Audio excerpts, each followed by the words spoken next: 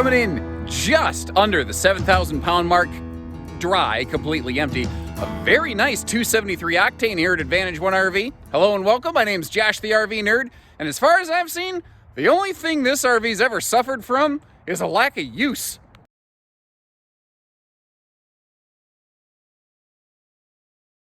All right, so we'll jump inside in just a moment, show you all the good ins and outs. Real quick though, let's talk towing. What are you going to need for a vehicle to handle one of these things?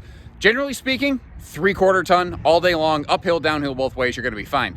You hear 7,000 pounds, you're thinking, well, that sounds pretty half-ton towable. Maybe.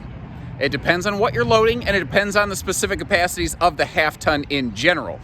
This is a full, true toy hauler. It's wide body. It is very tall. It's a big thing back there.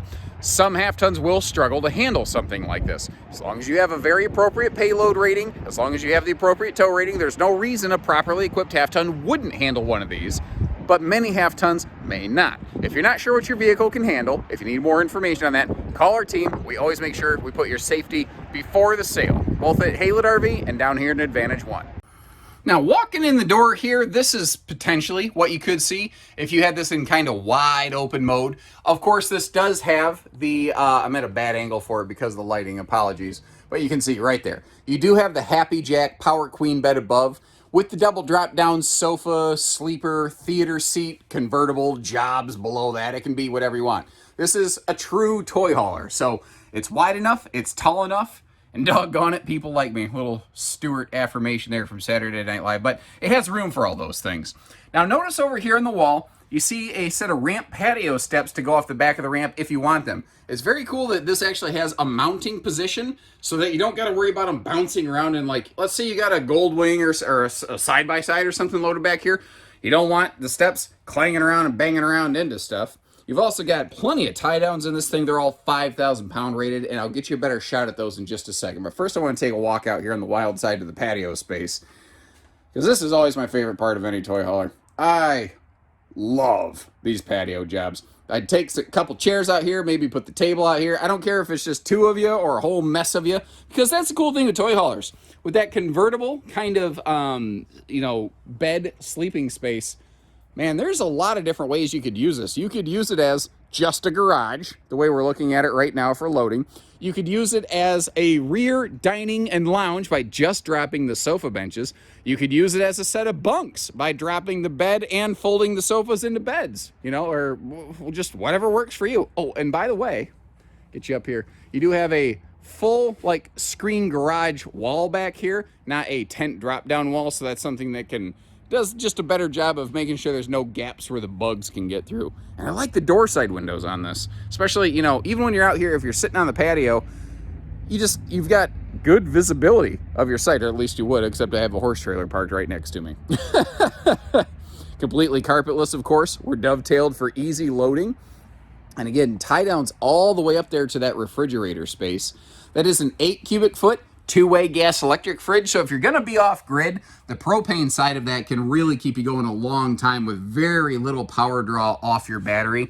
Even if you get a simple solar package, if you don't have the need or want to go all the way up to like a generator, that's all you're really going to need to keep the batteries generally up and running on this. You want to run the air and stuff, yeah, you're definitely gonna need some kind of generator function. Let's get you over here, take a look at the kitchen storage starting, we'll say up in that corner. Because everything is so tall, they were able to put shelves and things, which is also very nice. And you don't have a traditional oven in here because you have limited space, but thankfully you do have that convection microwave giving you some ability to do some baking. Now that is a 110 appliance, so you're going to need, again, potentially a generator to operate that. And all of the windows, by the way, do have pleated night blackout shades. One other thing that's also nice here, our control panel's up really high. That way, if you do have some kids, they're going to have a hard time reaching things like the power Happy Jack bed lift controls and, squishing their brother. We've got a dual entry bed and bath, by the way. I'm actually standing in the bedroom right now. That's the hallway where we just came from over there on the left, but you see a dedicated linen space, which is really, really nice. A lot of room for some, towels, toiletries, what have you. And then just a little bonus storage like this above the toilet. Those little things, Jaycos are never the least expensive. They're never the lightest weight, but they're always among the most highly of detailed products. It's little stuff like that that adds up. It feels odd to me to not see a skylight above the shower, but this RV actually benefits from not having one. It doesn't need it. With this having such a tall ceiling, you are not going to have headroom issues in here.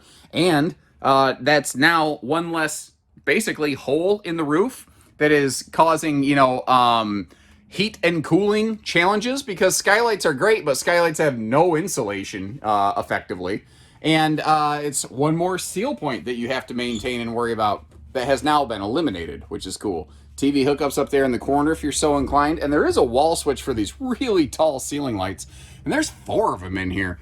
If you choose to light this thing up, I haven't even worried about it because there's enough natural light coming through right now. You can really brighten it up. And what's cool about this, because the trailer is so tall, even up here in the bedroom, look at how tall it is above this this queen bed right here. There's all sorts of room. So if you do sit up in bed, you're not going to clock yourself and knock yourself out. Now remember, we're a wide body camper, and a queen bed means some huge wide open side stands. So you're never going to feel like you're really stuffed inside this thing like a sausage in a casing. And still looking very good out here. Man, I just generally like the look of these. This was like one of the first generations where all of a sudden the Octane really started coming back to life here. Now in the pass-through, I noticed obviously some gappage right there. I think maybe some cargo shifted internally and must have bumped something loose a little bit. I don't really see any major problems as a result of it, but I'm going to do my best to try to point things out when I see them as I see them. All the marker lights and taillights and everything on this, by the way, they're all LED, so it's just one less thing you got to worry about. They also ignite a little faster on the brake lights, which means a little more safety. We are 102-inch wide body, so this is a maximum width body product right here to give us the most living and loading space available. And obviously she's tall. It's not quite fifth wheel tall, but it's not far from it. You know, if you look over at that fifth wheel over there, the perspective here is not very beneficial for the case that I'm making. But it is a little bit shorter by about 1.5 feet versus that Chaparral fifth wheel over there. Now up front here behind the propane tanks, this is very cool. It's just this multi-function wide open tray. If you want to put a cargo box on there, if you want to add just a whole slew of batteries, because you're going, where is the battery? You see that black box next to that baggage door compartment? That's actually where the battery is located. But if you want to add more, there's room on the front. You could get a small generator. You could put your hitching up there when you're not using it, wheel chocks, all sorts of things you could do with that. As we work our way through here, on the way to those Goodyear Endurance radials, we have an outside utility shower and black tank flush. The tires are looking good. There's nothing to be concerned about on these from what I've seen. And I will take just a second here to get down basically on my hands and knees, let you see that it is an enclosed, heated belly. Now you might notice that the enclosure stops back here. The tanks are enclosed and heated. The entirety of the underbelly is not, because there was actually a fueling station option available on this when it was first built, and you cannot fully enclose a fuel station for fire hazard reasons. Now, remember we saw inside, there are steps for this patio gate right here, and that's why if you look at the beams of this gate, they're not symmetrical. That smaller rectangle on the right-hand side that we're looking at, that can open independently of the rest of the ramp patio system, so that if you do want some steps on the back, you can. If you don't want to deploy those, or you can't because your campsite's not long enough or something, you don't have to. And again, we do have that roll down screen wall back here as well. No real surprise that everything up here looks to be in order. These are all the original factory seals. I don't think you're even at the phase where you need to worry about touch-up sealants. Our front termination strip, everything looking real good here. Even the roof membrane itself looking nice and healthy. At worst, it just needs a very quick cleaning, but frankly, I don't care if I bought a new or a used RV personally. One of the first things I would do is just go through it and give it my own surface bath, you know. By the way, roof solar ready, so if you do want to add some panels here to keep your batteries going off grid longer, you are equipped and ready to do so. So if you're looking to get dirty, have a little bit of fun, give us a call. Maybe we got the one. Didn't do that on purpose, but I sure like that one. That sounded good, didn't it? I was never much of a lyricist when I played music. I was never much of a guitarist either, which is probably why I'm not still playing music. But You need financing, you need hitching, you need to know if your vehicle can handle this thing. Give us a call, we'll run the figures, and again, safety before the sale. You check us out online, you check out our online reviews, you'll see that we have a lot of happy people, and it ain't by smoke screening anybody that way. Certainly not by putting anybody in an unsafe situation. So take care, stay safe, have fun, and have an A1 day, everyone.